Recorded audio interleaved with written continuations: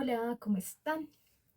Bienvenidos a esta pequeña reflexión a propósito de la muerte del Papa Francisco, hoy 21 de abril, lunes de Pascua. Em, pues es una noticia que realmente pues, nos ha impactado a nosotros y al mundo en general como católicos, siendo que ayer fue su última aparición en público.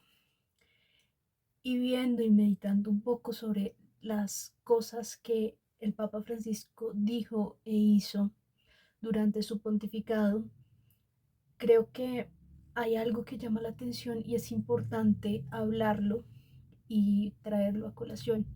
Y es que justamente podríamos decir que Francisco, además de su vocación a los pobres que estuvo presente desde el momento cero de su pontificado, también su vocación eran los oprimidos y sobre todo los oprimidos políticos. Si bien en los medios se ha hablado mucho de cómo dialogó con distintas figuras políticas y el impacto que tuvo sobre el mundo de la política, hablando sobre la paz y la importancia del diálogo, también fue muy notorio su trabajo de ir a buscar a las minorías cristianas.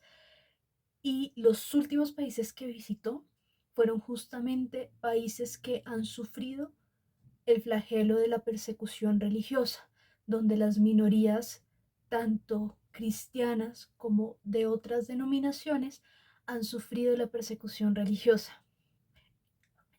Y esto a mí me impactó mucho, si bien sí había sabido que había hecho sus viajes, no era como tan consciente de la cantidad de países que visitó que tenían este tipo de problemáticas. Y esto nos habla un poquito más allá de lo que implica ser iglesia. Ser iglesia es pensar en que somos una unidad, que todos hacemos parte de la gran familia de Cristo.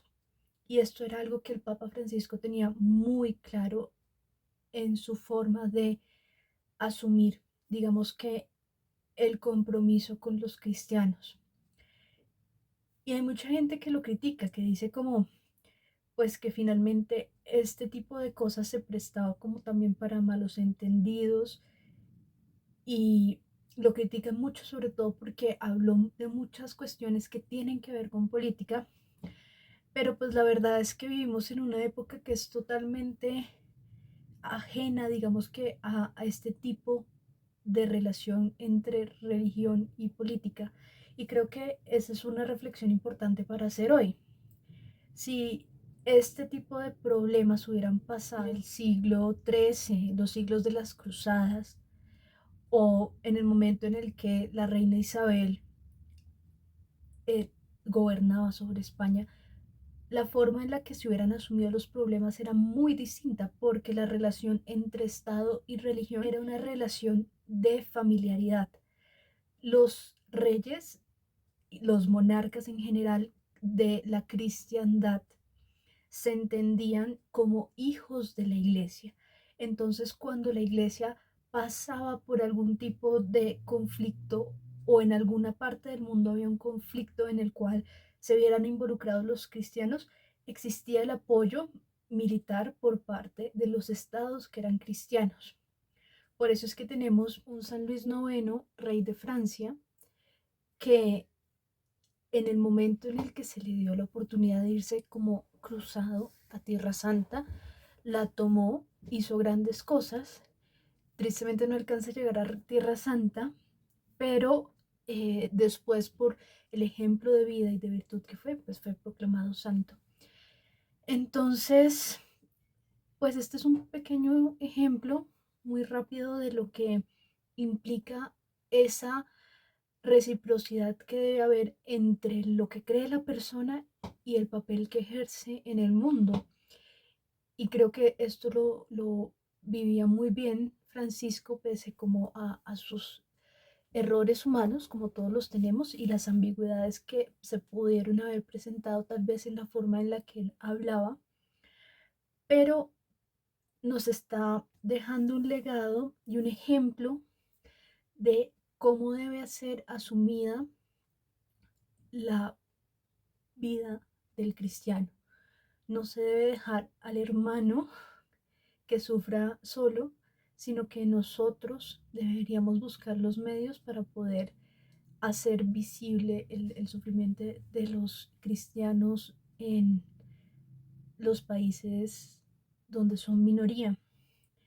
Y también entender que ahora, cuando el Estado se declara laico o laicista, porque realmente no es un Estado laico, si fuera un Estado laico, velaría por la libertad de culto y vemos que eso no pasa, vemos que muchas veces lo que pasa es que se desentiende de lo que implica la religiosidad para los pueblos que conviven dentro del mismo Estado.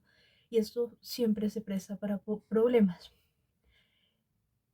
El Estado no debe ser indiferente y nosotros somos los encargados de hacer mover al Estado hacia cumplir la justicia con los pueblos, a hacer respetar el derecho del credo y la religión. Y creo que eso es algo que vendremos a profundizar más adelante con el legado de Francisco. Ya para finalizar, quisiera que me acompañaran a hacer una pequeña oración por el alma del Papa Francisco y por las necesidades de la Iglesia en este momento, que atraviesa una situación compleja y en la que es necesario que quien esté a la cabeza de la Iglesia sea realmente luz para el bien de las almas.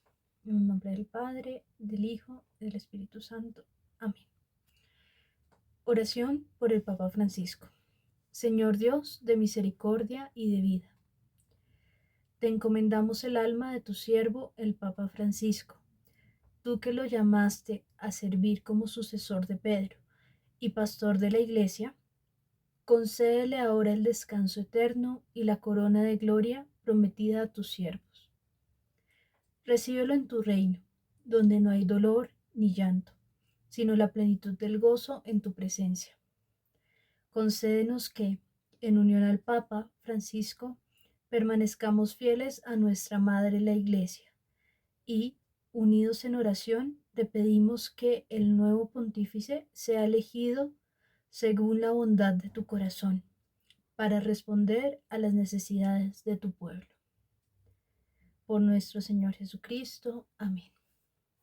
Tengan una feliz noche. Nos vemos.